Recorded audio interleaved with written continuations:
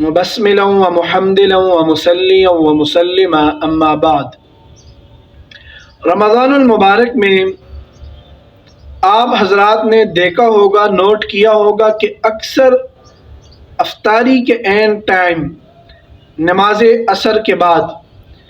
جگہ جگہ پر آپ کو لوگوں کے درمیان منہ ماری نظر آتی ہوگی، یا اسی طرح جھگڑا فساد آپ کو نظر آ رہا ہوگا، لڑائیاں لوگ کرتے ہیں، معمولی بات پر ان کا بلڈ پریشر ہائی ہو جاتا ہے اور کہتے ہیں کہ بھائی میں روزے سے ہوں، آپ نے یہ بات جو کی بڑی ہی ناگوار مجھے گزری، یہ روزہ ان کے اوپر ویسے ہی جو ہے ایک بوجھ بن جاتا ہے۔ آپ روزوں کو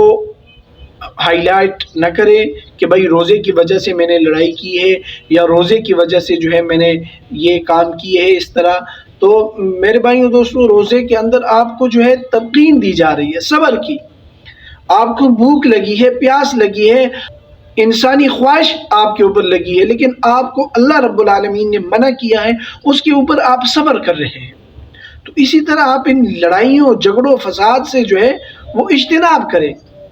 حتی الوسع کوشش کرے کہ میرا روزہ ہے، فلانے کا روزہ نہیں لیکن میرا تو روزہ ہے۔ بخاری شریف کی حدیث ہے، رسول اللہ صلی اللہ علیہ وسلم نے فرمایا کہ تم میں سے اگر کسی کا روزہ ہو تو وہ بیہودہ گفتگو نہ کرے، چیخے چلائے نہ، اگر کوئی ان سے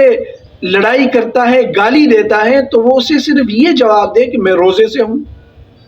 بھائی میں جو ہے جھگڑا فساد نہیں کر سکتا،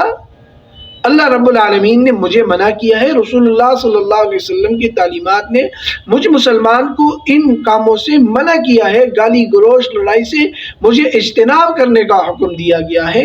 اور اکثر اوقات جو ان کے ہے وہ ہے عصر کے نماز کے بعد۔ تو میرے بھائیوں دوستو، پورا دن آپ لوگوں نے روزہ رکھا، بھوک اور پیاس سے رہے، لیکن کوئی فائدہ تو آپ کو نہیں ملا نا۔ اصل جو چیز ہے وہ روزے کی یہ ہے کہ آپ صبر کریں، اور جب صبر کریں گے تو اللہ رب العالمین نے یہی فرمایا ہے کہ